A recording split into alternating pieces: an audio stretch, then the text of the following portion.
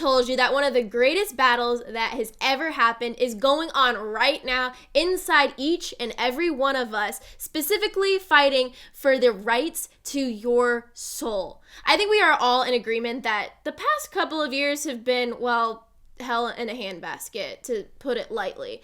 But I'm here to talk about what the battle that honestly is a little bit more important to me than this battle of the rhinos versus the Republicans versus the donkeys, and that is the battle of spiritual warfare going on today. And the most predominant battlefront would be the music industry. I think it goes without saying that the music industry today is growing increasingly darker, demonic, and honestly just anti-God, anti-hope, and anti-religion just in general. Today, if I flip on pop radio, I cannot scroll without hearing a song about guns, gang violence, the sexual organs of the many different genders that exist, or hearing songs about how they hate God, want to be God, or want to kill God, but they also don't believe that God exists in the first place. Artists today in the music industry have sold their souls. And no, that's not me being a Christian conspiracy theorist. They openly talk about this. Look no further than Beyonce, Katy Perry, Sam Smith, The Weeknd, and listen to their own confessions of how they sold their souls to different spirits, different entities that gave them their fame today. Beyonce in particular talks about this entity that takes her over when she goes on stage. This entity is called Sasha Fierce, and she says that this being that possesses her helps her do things that her herself couldn't comprehend to do or is even capable of doing in the first place. Cardi B even talks about how when she listens and writes her own music, how she feels these demon possessions come out through it, and that it's easier to do it when these spirits or demons, or what I honestly would consider the down below beings, are helping her do it in the first place. I've been having these weird feelings lately, and that's kind of why I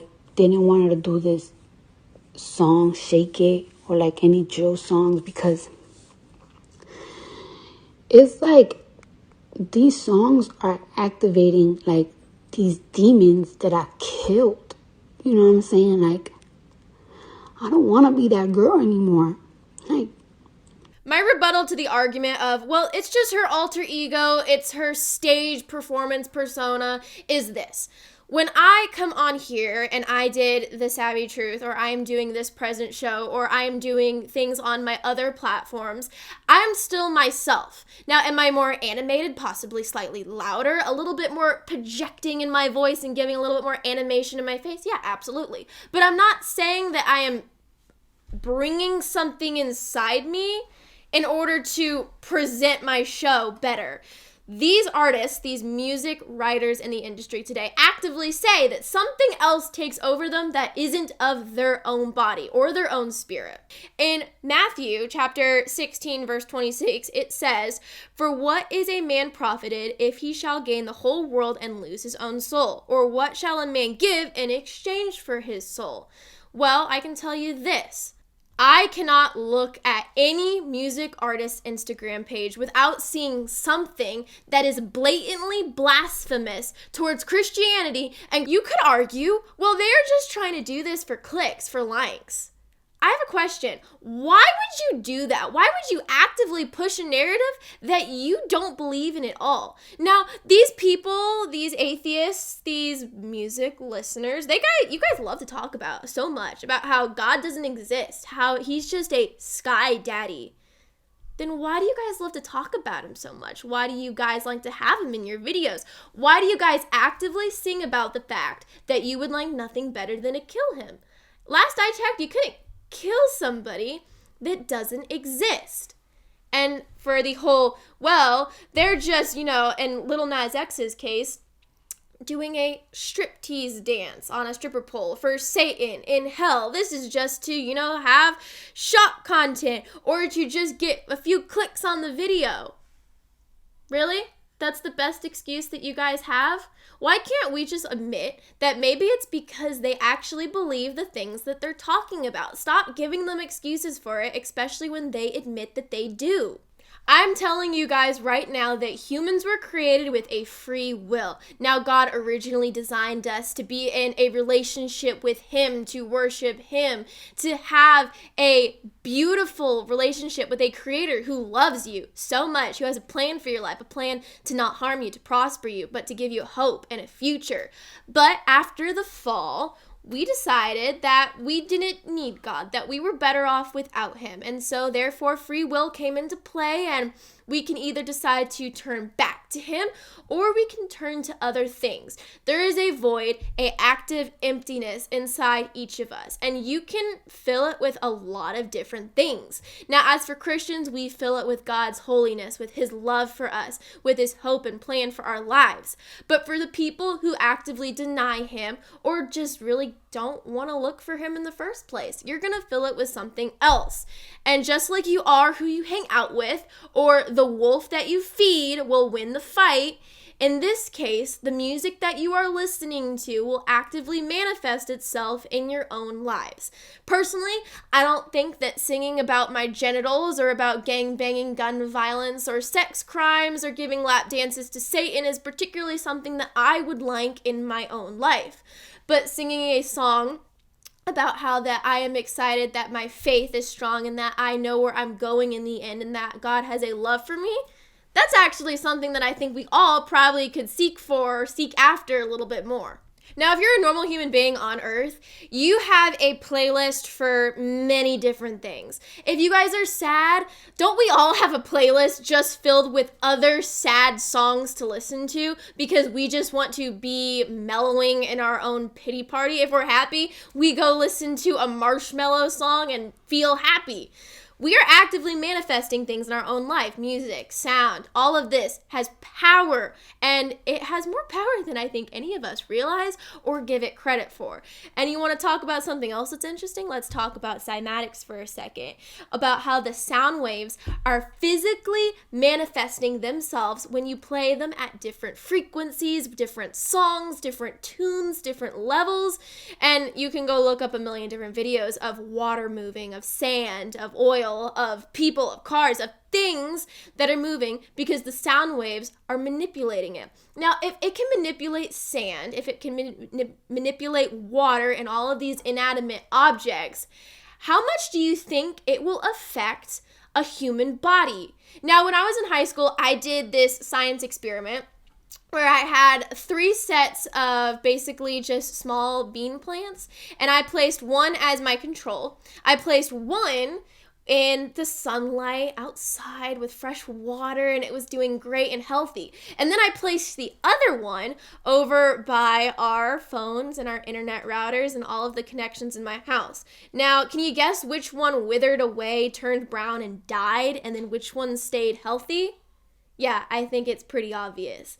The amount of power that these sound waves, energy, and frequency have on human, living, organic beings is astronomical. Now, let's also talk about the fact that I think this goes without saying, but the hertz that we live on today, originally it was 432, and they changed it to 440 hertz. Now, why was that? Well, because it's interesting that the 440 hertz makes people more anxious, nervous, and aggressive.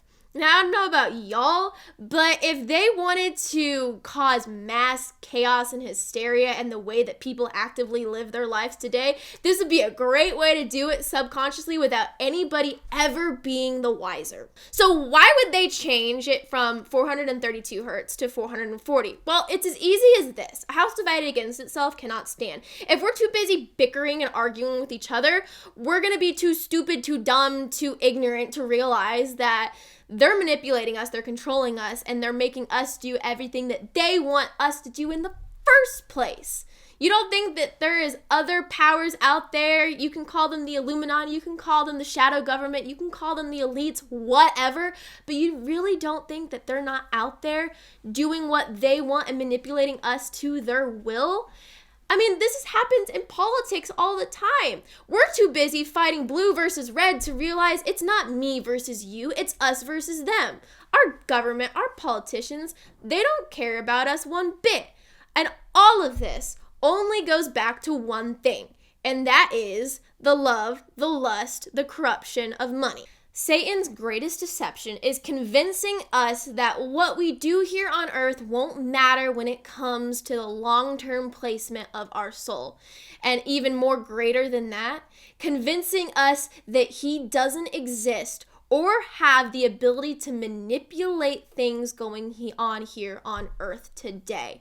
The music industry actively perpetuates this mantra that God doesn't exist. But if he did, he would be an awful, terrible loser person, and that it's actually Satan who's the cool guy that you guys would love to go hang out with and party in hell with for eternity. Well, I hate to break it to you guys, but Lucifer, Satan, he got kicked out of heaven. Even he knows that God exists today, and he doesn't care whether you believe in him or not. But as long as he can manipulate your soul, your person, to think that God doesn't, then he already won. When it comes to the music that I listen to in my life, I honestly lied to myself many different times and said that it didn't really matter what I listened to as long as it didn't have too many curse words, or in particular it didn't have like the F-bomb or the B word. But some of them were okay, and I let myself convince myself of that, which was the biggest lie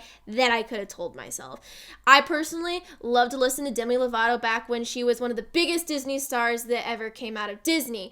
Now that I look back on that with older, hopefully more wiser eyes, I realize the demonic and self-absorbed tones that all of these artists had that I was actively singing about. Music is powerful, and if you're not filling it up with holy, loving, God-filled worship, it's probably the other guy. And when it comes to either the saving or the damnation of your soul, what you sing about, the spells that you cast, the actively using the witchcraft and the Wicca, they play a big part into that, and I would say pay attention to it. You don't have to get rid of all secular music, but make sure that you're actively vetting and checking out the lives of the artists that you listen to. If they're doing questionable stuff, their music is probably going to be questionable. But if they're living holy, good, not perfectly pure, but at least they're trying lives, then you can count on their music being a little bit better. But remember, nobody's perfect, and neither is their music.